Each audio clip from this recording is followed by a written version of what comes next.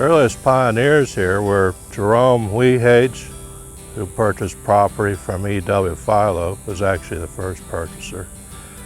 He bought the area that's known as the Cypress Creek acquisition now. That's pretty well known, the north side of Indiantown Road. And he also bought Jupiter Farms and held that temporarily. It was called Jupiter Fruit Farms back then. He didn't hold it very long. He sold it to the Beach brothers and Carl Gruber, who then remapped it and called it Jupiter Farms and Groves under the South Indian River Company. That was 1915 to 1924, right in there is when all this was going on. It was all woods as far as you can see. It had never been timbered, never been planted, never developed, no roads, no canals. Some of the first visionaries that were here that shaped this area, Solomon Warfield, he put the first rail through from Okeechobee. That was kind of the start of it. People had access to out here. The Randolph brothers, Orrin Randolph, Jay Randolph, came from Colorado. Orrin Randolph was a surveyor and an engineer. He did a lot of land speculation, and he was also the first to put a railroad into the farms as a siding. They're all self-sufficient, didn't rely on the town too much. That's the appeal still. It's still very independent. We still have the neighbors that help each other out here. It's a tight-knit community. Jupiter Farms has always been a fairly close community. In the early days, all of the farmers depended on one another. And by the 1950s and 60s, we had the C-18 West leg pull through and Pratt Whitney aircraft move in out west. So by that time, everyone in the farms was either a rancher or a farmer, or worked at Pratt Whitney or one of those related industries, or did a little of both. When we got here, it was unbelievably quiet. It was all shell rock roads. All the bridges were wooden. There was no paved over canals back then. And there's occasional repair. Because of the high water, the bridge would float away. During the 70s is when we had the feed store open up and the country store on Jupiter Farms Road. We had lots of community events, including horse shows and little fairs at the Burt Reynolds Ranch. So the community really formed together with the small population that we had. Burt bought the ranch in 1968. We had moved out here in 1963. Whenever Burt bought the ranch was owned by the Al Capone family. What they were using it for was when they got too hot up in Chicago, you know, the guys that got in trouble, they'd send them down here to the ranch, and they had vegetables. They grew vegetables out here on the ranch, and they used it as a farm and kept them quiet, I guess, till they figured that they could send them back. We had lots of activity. You know, Burt wanted to make sure that he was part of the neighborhood. Neighbors could use the ranch to have meetings. We had a big arena built for the horses, you know, and doing the horse work. He wanted the people to be able to have their horse shows here. And we had music events, and we had auctions. And God, we had Easter egg hunts for the kids. It was continually parties. Something going on. Square dances. You know, it was something going on about every month, you know, I mean, and it was the nucleus of Jupiter Farms, yes, it was. Well, I started working in the farms in 1974. It's been a long time ago. We've seen some changes, but they've all been for the best, I think. As you come through the farms, you'll notice a lot of what we call ranchettes. People who move out here to have pets, farm animals, chickens, horses, dogs, cats, and just have a little peace and quiet. Jupiter Farms is its own community only because we've preserved it that way. We have a lot of people who work really hard to keep the commercialization out. In the 1980s, we had our first threats to the Jupiter Farms area, including the crossing of Indiantown Road by the expansion of I-95. They were planning on coming through right where Jupiter Farms and Indiantown Road intersects. A coalition of river advocates joined together and were able to get the Loxahatchee River designated as both a state and federal wild and scenic river.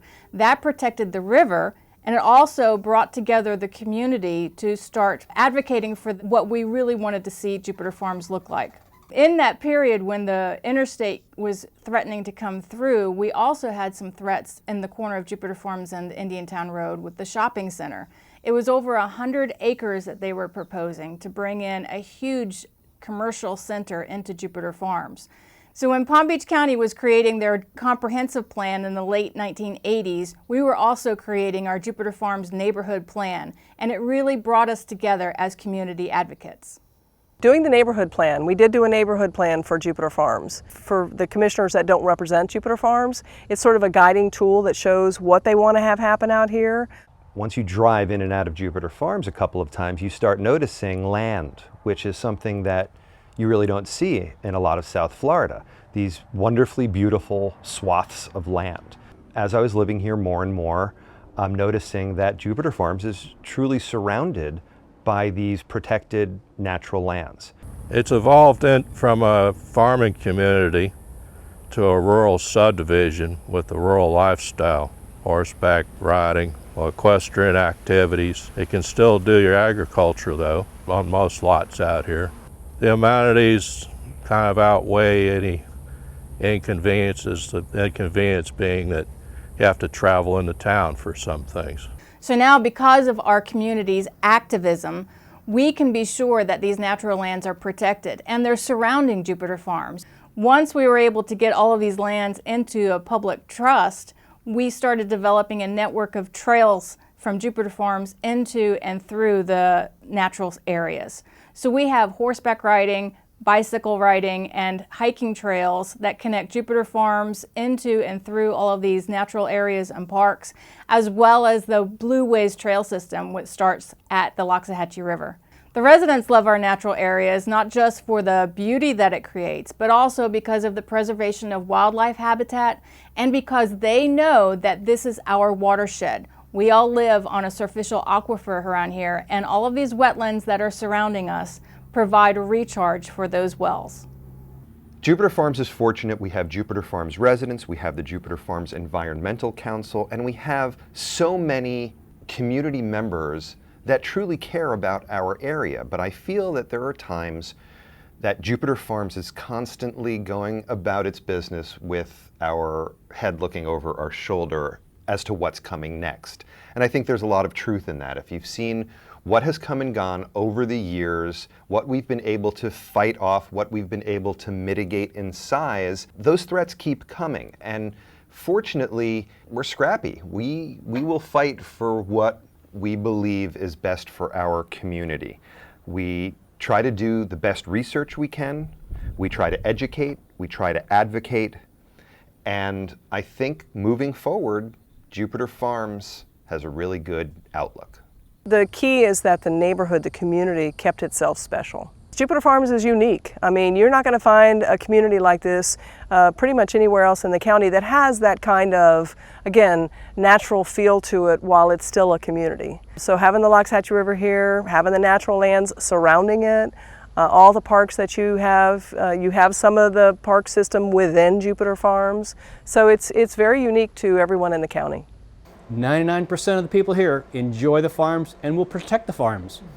We do have community groups that make sure we're preserved. You see Riverbend Park, phenomenal. Oh my gosh, it's great. The new park, Pine Glades, which is west of us. Of course, the highway there on the north side of Indiantown Road, we have another park there. The Jupiter Farms area is such a unique area. I mean, I can't describe anywhere else that has that same values. And that's what makes us so different. And I have to thank the commissioners for keeping their finger on preserving it. We are in the hub of perfect. So our biggest challenge has always been from developers who come in and see large lots of land and want to put either commercial or large-scale residential developments on it. This really started in the early 2000s when MacArthur Foundation sold all of their holdings, and we ended up with developers coming from everywhere trying to redevelop Jupiter Farms and the surrounding neighborhoods. We were really fortunate at that time because Palm Beach County had passed their conservation bond program, so the county had some money to buy lands to preserve.